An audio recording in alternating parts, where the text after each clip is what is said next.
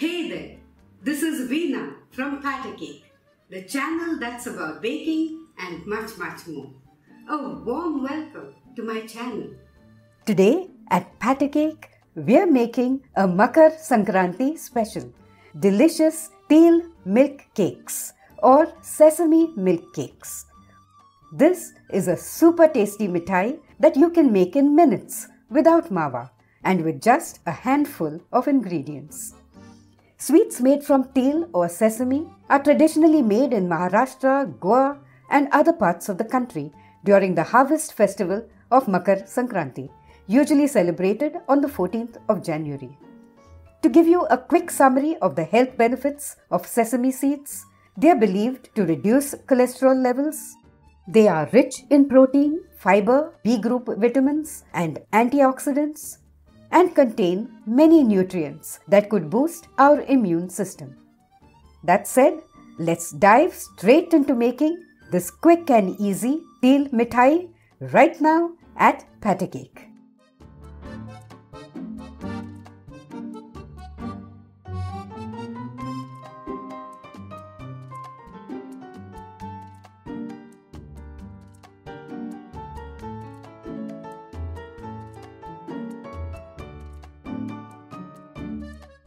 The first thing we need to do is prepare the tray or plate or thali in which we'll set the sesame milk cakes. I had lightly greased this tray with ghee and then lined it with parchment paper and also greased the top of the paper here at the bottom.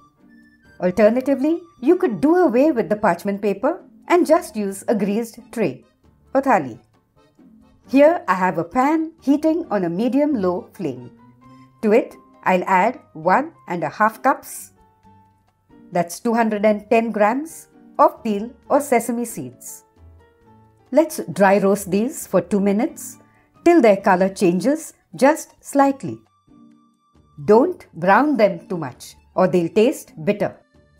Another thing, if you want the sesame milk cakes to have a lighter color, then don't let the til change color at all.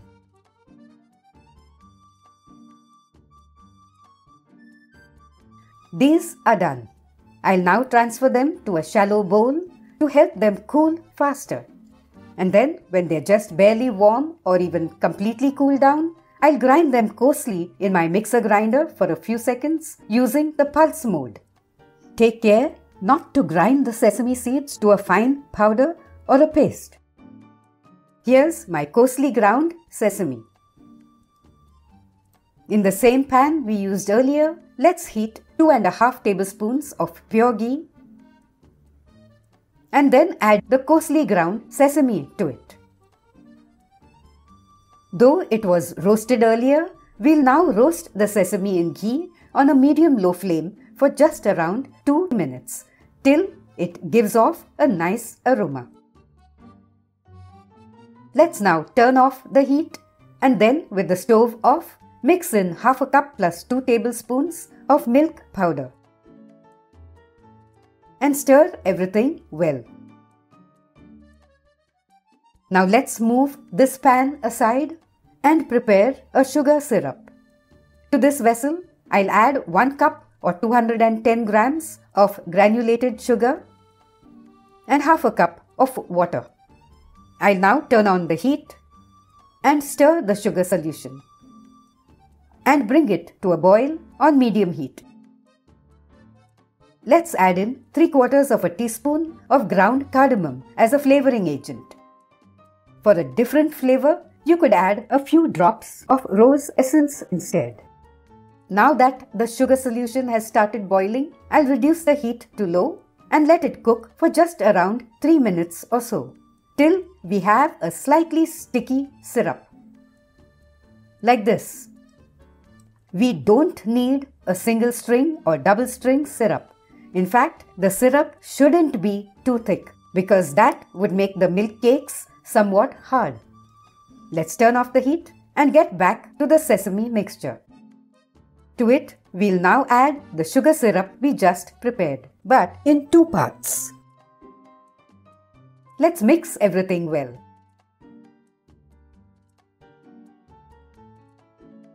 Okay, I'll now add in half a tablespoon of ghee and stir it well into the mixture.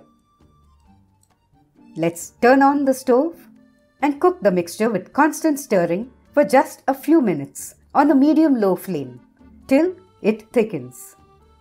If you want to try out another tasty Makar Sankranti recipe, do check out my original recipe for soft Tilgul Vadis with 2 added special ingredients. The link is up here and in the description box below. Our mixture has thickened considerably. Let's check a small portion. We let this cool for a few seconds. And if we find it's somewhat sticky, like this, it will mean we need to cook the mixture some more. I had cooked the mixture for around 3 minutes and will now cook it for perhaps a minute longer and check it again. The mixture now looks like it's leaving the sides of the pan. So I'll turn off the heat and, like before, check a small portion. It's no longer sticky and easily forms a ball, indicating the milk cake mixture has reached the setting point and we can now take it off the heat. Remember to make sure the mixture is not too dry, okay? Let's transfer the hot mixture into our prepared tray. Spread it out with the spatula and then press it down to level it. Now you could leave the top of the milk cakes bare, like this. Or you could decorate it with some chopped pistachios. But this is totally optional. I'll press these down a little. Let's now keep this aside for around 15 minutes to let it set. After 15 minutes, the milk cake slab is firm enough to be cut into pieces. So I'll take it out of the tray and put it on my chopping board. Since milk cakes traditionally have a rectangular shape, I'm going to cut out rectangles. But you could cut out squares if you want. Once these cool completely, they can be stored in an airtight container. The teal milk cakes will stay good at room temperature for around 2 to 3 weeks. But now I'll let them cool for around 15 minutes more. And then break one and show you the texture. The milk cake is soft but a little firmer than Burfi.